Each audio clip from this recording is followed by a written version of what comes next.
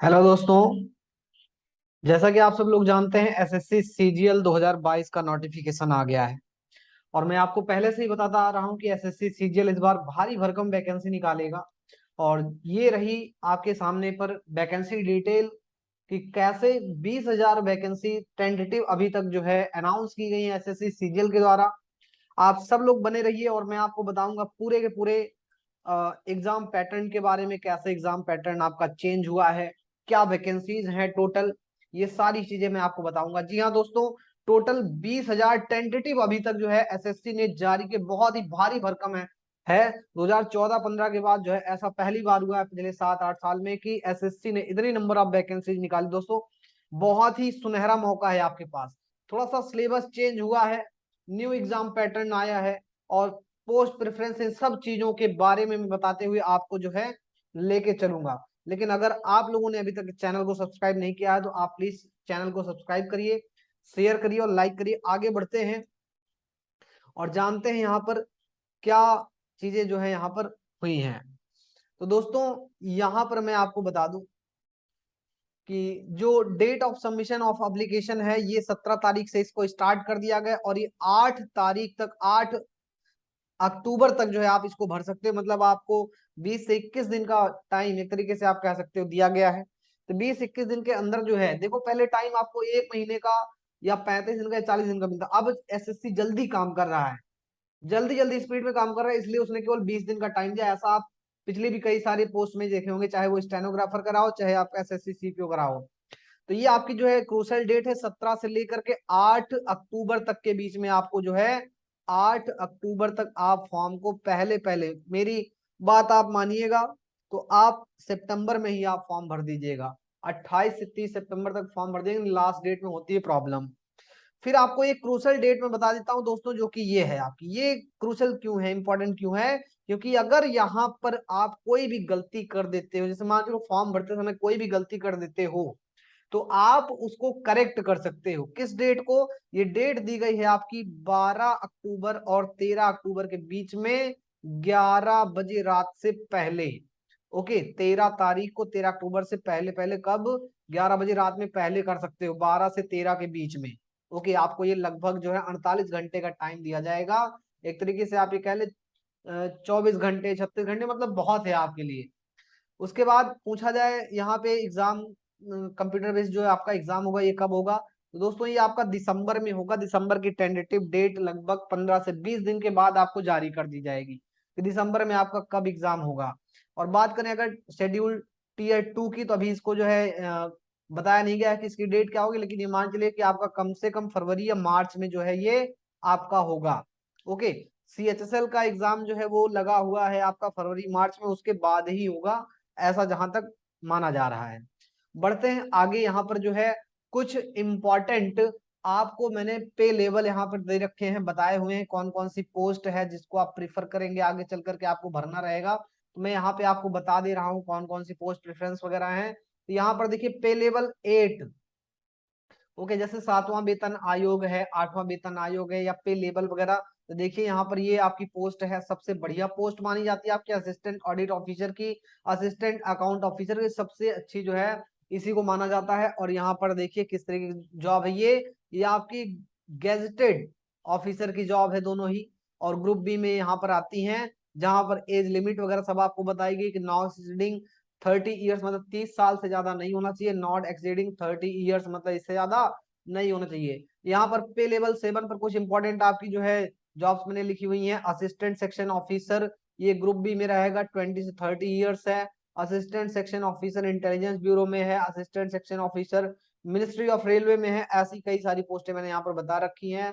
यहाँ पर मैंने पे लेवल 6 पर कुछ पोस्ट दे रखी है, इन सबको आप देख लीजिए। जैसे सब इंस्पेक्टर है, कहाँ पर, एनआईए में है, ग्रुप बी की up to 30 years maximum age होनी चाहिए। सब इंस्पेक्टर कहाँ पर है, एनसीबी में है। एनसीबी काफी, आर्यन खान का जो है नाम उछल करके सामने आया था। एनसीबी इंस्पेक्टर अगर आप बनना चाहते हैं, किसी भी बड़े से बड़े सेलिब्रिटी के तक अगर आपका हाथ, अगर चाहते हैं आपकी मेरी पहुंच रहे, मीन्स आप जो है उसको गिरफ्त में लेना चाहते हैं, अपनी पावर दिखाना चाहते हैं, तो ये रहा आपके पास एनआईए, एनसीबी, ऐसी पोस्ट में आप जाइए, आपको जो है ऐसे बढ़िया काम करने का मौका मिलेगा। नेक्स्ट बढ़ते हैं, पोस्टल असिस्टेंट है, सीनियर एडमिनिस्ट्रेटिव है, टैक्स असिस्टेंट है, सब इंस्पेक्टर है, अपर डिविजनल क्लर्क है। ऐसी कई सारी अच्छी जॉब है जहां पर 28 से 18 27 साल की एज यहाँ पे मांगी गई है। बहुत सारी ऐसी पोस्ट है 18 27 साल मांगी गई है। ग्रुप सी की ये जॉब होगी। नेक्स्ट बढ़ते हैं, यहाँ पर कुछ वैकेंसी रिजर्वेशन के बारे में बताया गया है। तो वैकेंसी के बारे में जैसे मैंने कहा था, तो ये वैकेंसी आप देख लीजिए एसएससी के अपने खुद के, जो उनका खुद की वेबसाइट है उस वेबसाइट से ये डाउनलोड किया गया, आप उसमें देख सकते हैं। यहाँ पर 20,000 वैकेंसी के बारे में बोला गया है। There are approx 20,000 vacancy, however firm vacancies will be determined in due course, मतलब इसी दौरान जो है एकदम से डिटरमाइन कर लिया जाएगा। ये आपकी टेंटेटिव वैकेंसी, मतलब इससे ज्यादा ही हो सकती है। ओके, आगे अगर हम बात करते हैं, यहाँ पर देखिए कुछ इंपॉर्टेंट डेट दी गई। Crucial date for claim of SC ST OBC EWS पीडब्ल्यूबीडी स्टेटस, मतलब आपका जो फॉर्म रहेगा ईडब्ल्यूएस का वो कब तक बना होना चाहिए। तो कहा गया ज्यादातर डेट दी गई है 8 अक्टूबर 2022 की। तो दोस्तों ये सब आपके जो सर्टिफिकेट हैं ये 8 अक्टूबर के पहले पहले बने होने चाहिए, जो कि मैंने आपको बताया था। ऐसे ही कुछ आपकी जो है इंपॉर्टेंट डेट्स आएगी। तो आपके पास ये जो सर्टिफिकेट 8 अक्टूबर के पहले पहले, अगर अभी आपने नहीं बनवाया एससी एसटी ओबीसी ईडब्ल्यूएस का, तो आप फॉर्म जल्दी से जल्दी बनवा लीजिए। उसके बाद नेक्स्ट हम बात करते हैं, यहाँ पे कुछ एज रिलैक्सेशन दिया गया है कुछ कैटेगरीज में। यहाँ पर परमिशिबल रिलैक्सेशन इन अपर एज लिमिट यहाँ पर दिया गया है, आप इसके अकॉर्डिंग देख लीजिए कैसे। एससी एसटी में 5 ईयर्स, ओबीसी में 3 ईयर्स, और पीडब्ल्यूबीडी में या पीडब्ल्यूबीडी ओबीसी में कैसे जहां पर दिया गया उसके अकॉर्डिंग आप देख लीजिए क्या छूट मिली है।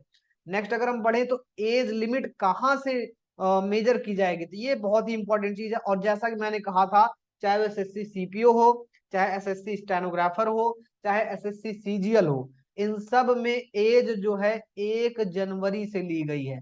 1 जनवरी से जो है ये एज सब में ली गई है।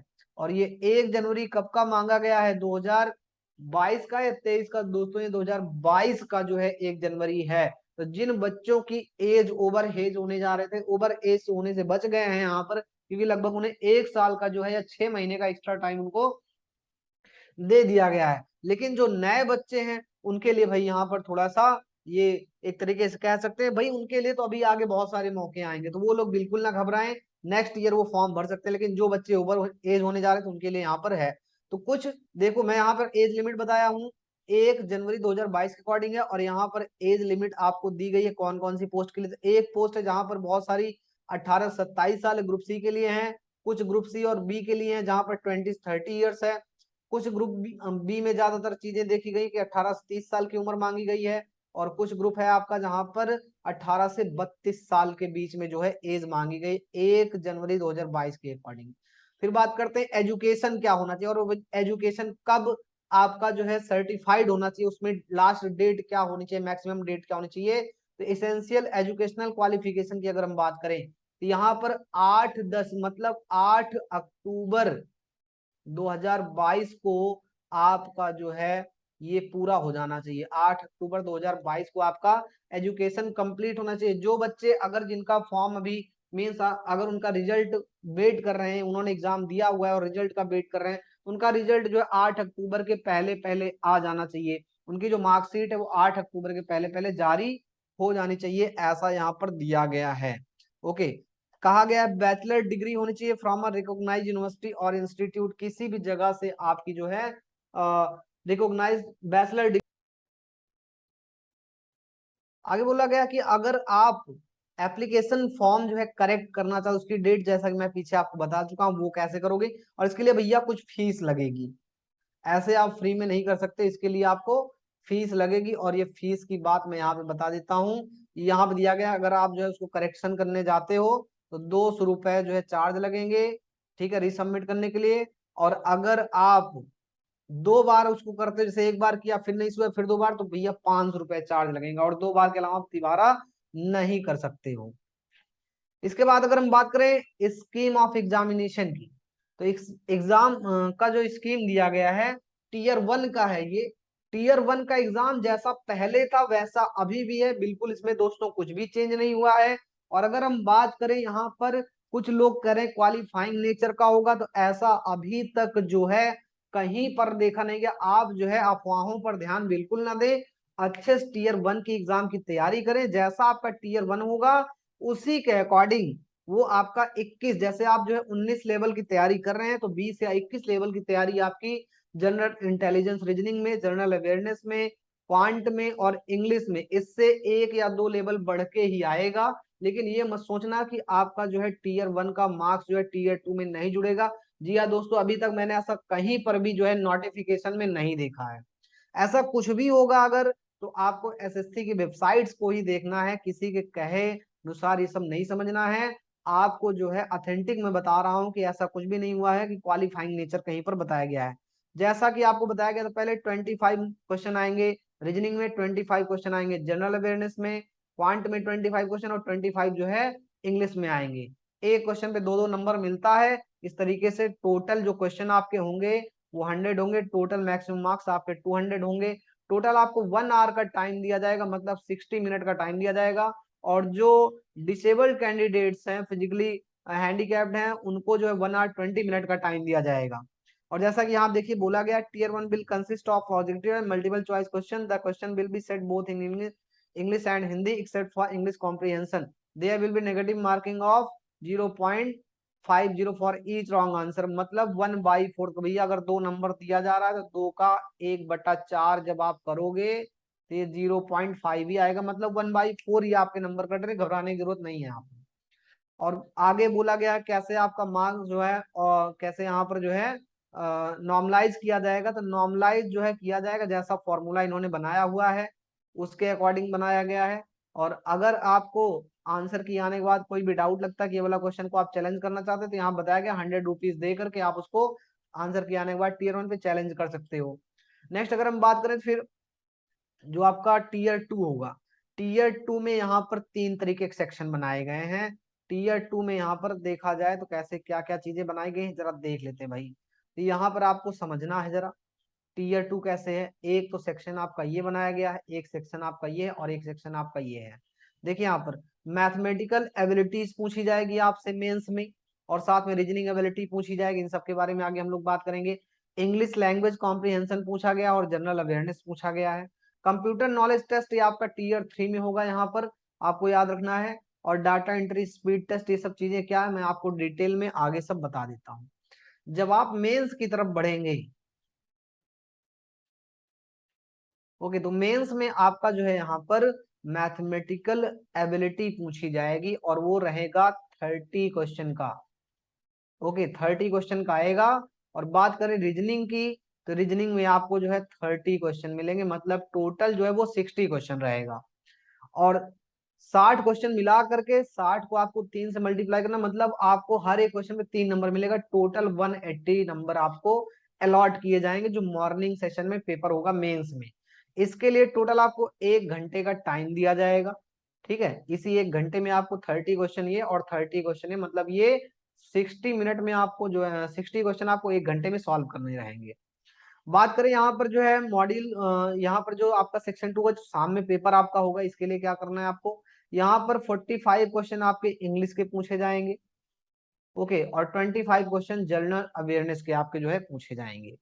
और टोटल क्वेश्चन आपका 70 होगा, जिसपे एक क्वेश्चन में 3 नंबर मिलेंगे। टोटल 210 क्वेश्चन जो है 210 नंबर जो है मैक्सिमम मार्क्स दिए जाएंगे। इसके लिए भी आपके जो है कितना टाइम रहेगा, 1 आवर का टाइम आपको इसके लिए दिया जाएगा। आइए बढ़ते हैं आगे। जो बच्चे स्टैटिक्स या जनरल स्टडीज के अकॉर्डिंग जाना चाह रहे हैं, अकाउंट ऑफिसर बनना चाह रहे हैं, स्टैटिकल ऑफिसर बनना चाह रहे हैं, उनके लिए कोई चेंज नहीं किया गया। पहले के जैसा 100 क्वेश्चन स्टैटिक्स के या 100 क्वेश्चन फाइनेंस एंड इकोनॉमिक्स के आपके रहेंगे। 2 आवर्स जो है आपको टाइम अलॉट किया जाएगा इस क्वेश्चन पेपर के लिए, और 2 आवर्स जो है इसके लिए अलॉट किया जाएगा। नेक्स्ट अगर हम बात करें तो यहाँ पर जब आप टीयर 3 में आओगे तो टीयर 3 में क्या रहेगा, यहाँ पर कंप्यूटर नॉलेज आपका मॉड्यूल चेक किया जाएगा। 20 क्वेश्चन होंगे, हर एक क्वेश्चन पे 3 नंबर आपको अलॉट किए जाएंगे, मतलब टोटल आपको जो है 60 मिनट दिया जाएगा। 15 मिनट का जो है ये टोटल आपका होगा। फिर बात करें यहाँ पर data entry speed test module होगा आपका। डेटा एंट्री को कैसे जो है पूरा एक तरीके से किया जाता है, एक तरीके से कंप्यूटर नॉलेज होगी आपकी पूरी। यहाँ पर 1 डेटा एंट्री टास्क रहेगा, यहाँ पर 15 मिनट इसके लिए आपको दिया जाएगा। नेक्स्ट तो यहाँ पर हम आपको बता दें, मॉड्यूल सेक्शन 3 मतलब क्या क्या चीजें रहेंगी। कंप्यूटर का जो एग्जाम होगा आपका, वहां पर कंप्यूटर बेसिक्स रहेंगे, ऑर्गेनाइजेशन ऑफ अ कंप्यूटर, कैसे कंप्यूटर का ऑर्गेनाइजेशन बनाया गया, central processing unit, output device, computer memory, memory organisation, backup device, port, Windows Explorer, keyboard shortcuts, इन सब चीजों के बारे में आपको जानना रहेगा। ओके, सॉफ्टवेयर की बात करें, software Windows operating system including basic of Microsoft Office like MS Word, MS Excel आपको चलाना आना चाहिए, पावर पॉइंट चलाना आना चाहिए। जैसा मतलब पिछला रिकॉर्ड रहा था एसएससी का, वैसा ही सेम यहाँ पे ज्यादा कुछ चेंज नहीं किया गया है। Working with internet and emails, हाँ ये जो है चेंज किया गया, ऐसा पहले नहीं होता था, अब यहाँ पर जो है ये चेंज दिया गया। वेब ब्राउजिंग मतलब एक तरीके से भैया आपको एसएससी वाले, ऐसा नहीं है कि आपको हलवा दे देंगे और आपको खाने को मिलेगा, बढ़िया एक रॉ एजेंट बनाने जा रहे हैं, आपको सीबीआई का ऑफिसर बनाने जा रहे हैं। तो आपको ये सब चीजें पता भी होनी चाहिए, नहीं पता चोर आपके डेटा को हैक कर ले जाए और तुमको कुछ पता भी नहीं हो कि कैसे हैकिंग की जाती है। तो इसलिए थोड़ा सा सतर्क रहें, खुद भी जाने कैसी चीजें ये सब की जाती है, ईमेल अकाउंट कैसे चला जाता है, ई बैंकिंग कैसी होती है, basic of networking and cyber security, मतलब वही जो मैं आपको बता रहा हूँ, हैकिंग वगैरह से कैसे सिक्योर हो सकते हो, कैसे दूसरे को हैक कर सकते हो, ये भी आपको आना चाहिए। मतलब पूरा फिल्मी दुनिया में जा रहे हो आप लोग, समझे कि नहीं समझे? तो एकदम अच्छे से तैयारी करके आपको पढ़कर जाना पड़ेगा। फिलहाल आपको पहले प्री के एग्जाम पे फोकस करना, ये सब चीजें आप बाद में कर लोगे। प्री का एग्जाम अगर आपका अच्छा जाएगा तो मेंस आपका डेफिनेटली क्लियर होगा। 3 महीने अभी आपके पास टाइम है, आराम से जो है बढ़िया से तैयारी आप करो और क्लियर हो जाएगा आपका। और बाकी मैं बात करूं यहाँ पर, तो यहाँ पर कुछ फिजिकल टेस्ट कुछ पोस्ट के लिए यहाँ पर दिया गया, specific requirement of physical standard and medical standard दिया गया। ये क्या है? इंस्पेक्टर सेंट्रल एक्साइज के लिए दिया गया है। ये पोस्ट आपकी बहुत अच्छी होती है। इंस्पेक्टर एग्जामिनर के लिए है। इंस्पेक्टर प्रिवेंटिव ऑफ, भैया अगर इंस्पेक्टर बनने जा रहे हैं इधर तो थोड़ा बहुत आपका फिजिकल टेस्ट लिया ही जाएगा। इंस्पेक्टर सीबीएन मतलब ये आपको दिया गया है, सब इंस्पेक्टर में दिया गया है। Sub inspector junior intelligence officer in NCB MHA. Okay, उसके बाद दिया गया सब इंस्पेक्टर सीबीआई में, एनआईए में, upper division clerk in BRO, ministry of defence. इन सब जगहों पे आपको थोड़ा फिजिकल स्टैंडर्ड अपना रखना पड़ेगा। और दोस्तों अगर हम बात करें यहाँ पर जो टीयर 1, सेक्शन 1, सेक्शन 2 हो गया आपका। ओके, इन सब चीजों में कैसे आपको क्वालिफाइंग जो मार्क्स हैं वो कितने होने चाहिए, तो यहाँ पे 30% आपका होना ही चाहिए। ऐसा पहली बार नहीं किया गया, ऐसा पहले भी था। तो इसको आप क्वालिफाइंग ये मत मानना आपकी कट ऑफ बनेगी, जैसे कि पीछे दिया गया था कि कट ऑफ आपकी बनेगी, पीछे वो दिया गया है, मैंने अभी आपको दिखाया है। नॉर्मलाइज होगा आपका स्कोर तब बनेगा, नॉर्मलाइजेशन का मतलब ही वही है। तो यहाँ पर ये सब पहले से भी था, मैं आपको दिखा सकता हूँ। यूआर ओबीसी डब्ल्यूएस में क्वालिफाइंग नेचर इतना तो था ही, लेकिन आपकी जो मेरिट बनेगी वो आपकी लगभग मान चलो 70 75 60 ऐसे आसपास जो है आपकी मेरिट बनेगी। ये पहले भी दिया गया था और अभी भी दिया गया है। ओके, तो आज के लिए बस इतना ही। Thank you so much. किसी भी कंफ्यूजन में ना रहे, कोई भी कंफ्यूजन अगर आपको होती है आप तुरंत हमको जो है मैसेज करिए, कमेंट में लिखिए। जो भी कंफ्यूजन है, कंफ्यूजन में बिल्कुल नहीं रहना, आपको एसएससी की वेबसाइट पे चले जाना, जो भी चेंजेस वगैरह आएंगे वहां पर दिया गया, आप मेल कर सकते हो ssc.nic.in पर। डायरेक्ट जो है आप उनको मेल करिए, कॉल करिए, जो भी कंफ्यूजन है आप उनको दूर करिए, लेकिन किसी भी अफवाह में मत रहिए। Okay, thank you so much everyone.